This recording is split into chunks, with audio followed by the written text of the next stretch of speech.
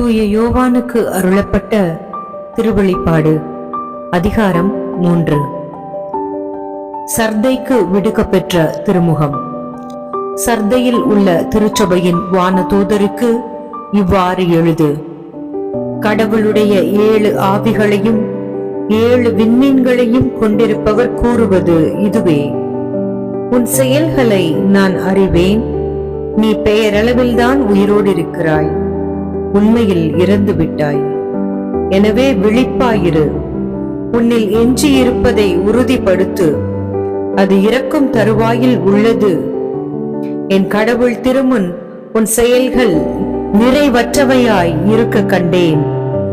நீ கற்றதையும் கேட்டதையும் நினைவில் கொள், அவற்றை கடைபிடி, மனம் மாறு. நீ விழிப்பாயிரு, இல்லையேல் நான் திருடனைப் போல வருவேன். நான் எந்த நேரத்தில் உன்னிடம் வருவேன் என்பதை நீ அறியாய். ஆயினும் தங்கள் ஆடைகளை கரைப்படுத்திக் கொள்ளாத சிலர் சர்தையில் உள்ளனர். அவர்கள் வெண்ணாடை அணிந்து என்னுடன் நடந்து வருவார்கள். அவர்கள் அதற்கு தகுதி பெற்றவர்களே. வெற்றி பெற்றோர் இவ்வாறு வெண்ணாடை அணிவிக்கப் பெறுவர். வாழ்வின் நூலிலிருந்து அவர்களின் பெயரை நீக்கிவிட மாட்டேன். மாறாக என் தந்தை முன்னிலையிலும் அவருடைய வானதூதர் முன்னிலையிலும் அவர்களின் பெயர்களை அறிக்கையிடுவேன். கேட்க செவியுடையோர் திருச்சபைகளுக்கு தூய ஆவியார் கூறுவதை கேட்கட்டும். பிலதெல்பியாவுக்கு விடுக்கப்பெற்ற மடல். பிலதெல்பியாவில் உள்ள திருச்சபையின் வானதூதருக்கு இவ்வாறு எழுது.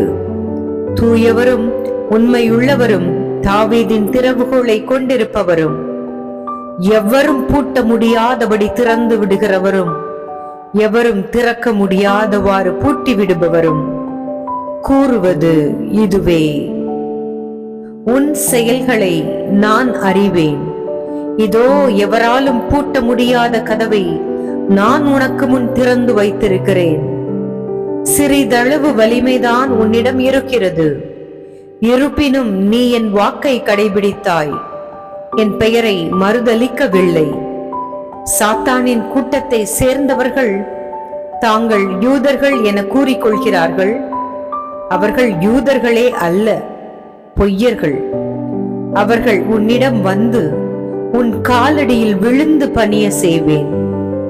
நான் உன் மீது அன்பு செலுத்தி வருகிறேன் என்பதையும் அறியச் செய்வேன். மன உறுதி தரும் என் வாக்கை நீ கடைபிடித்ததால் மண்ணுலகில் வாழ்வோரை சோதிக்க உலகு அனைத்தின் மீதும் வரவிருக்கும் சோதனை காலத்தில் நான் உன்னை காப்பாற்றுவேன். இதோ விரைவில் வருகிறேன். உனக்குரிய மணிமுடியை வேறு யாரும் பறித்துக் கொள்ளாதபடி பார்த்துக்கொள். நீ பெற்றுக்கொண்டதை உறுதியாய் பற்றிக்கொள். வெற்றி பெறுவோரை என் கடவுளின் கோவிலில் தூணாக நாட்டுவேன்.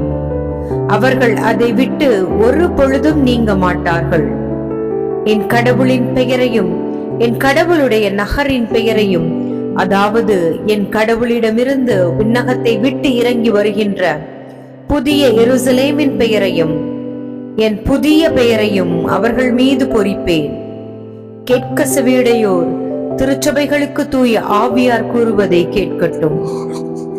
லவோதிக்கியாவுக்கு விடுக்கப்பெற்ற திருமுகம். லவோதிக்கியாவில் உள்ள திருச்சபையின் வானதூதருக்கு இவ்வாறு எழுது. ஆமேன் எனப்படுபவரும் நம்பிக்கைக்குரிய உண்மையான சாட்சியும் கடவுளது படைப்பின் தொடக்கமும் ஆனவர் கூறுவது இதுவே: உன் செயல்களை நான் அறிவேன். நீ குளிர்ச்சியாகவும் இல்லை, சூடாகவும் இல்லை.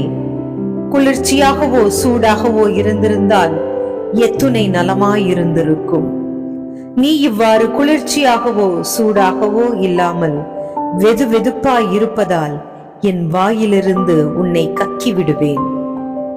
எனக்கு செல்வம் உண்டு, வளமை உண்டு, ஒரு குறையும் இல்லை என நீ சொல்லிக் கொள்ளுகிறாய். ஆனால் நீ இழிந்த இறங்கத்தக்க வறிய பார்வையற்ற ஆடையற்ற நிலையில் இருக்கிறாய் என்பது உனக்கு தெரியவில்லை.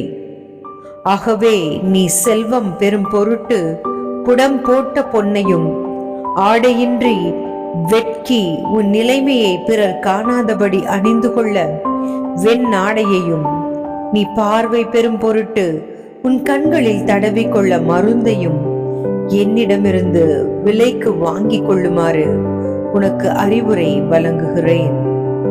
நான் யார் மீது அன்பு செலுத்துகிறேனோ அவர்களை கண்டித்து கடிந்து தண்டித்து திருத்துகிறேன். ஆகவே நீ ஆர்வம் கொண்டு மனம் மாறு. இதோ நான் கதவு அருகில் நின்று தட்டிக் கொண்டு இருக்கிறேன். யாராவது எனது குரலை கேட்டு கதவை திறந்தால் நான் உள்ளே சென்று அவர்களோடு உணவு அருந்துவேன், அவர்களும் என்னோடு உணவு அருந்துவார்கள். நான் வெற்றி பெற்று என் தந்தையின் அரியணையில் அவரோடு வீற்றிருப்பது போல வெற்றி பெறும் எவருக்குமே எனது அரியணையில் என்னோடு வீற்றிருக்கும் உரிமை அளிப்பேன். கேட்க செவி உடையோர் திருச்சபைகளுக்கு தூய ஆவியார் கூறுவதை கேட்கட்டும். ஆண்டவர் வழங்கும் அருள்வாக்கு. இறைவா, உமக்கு நன்றி.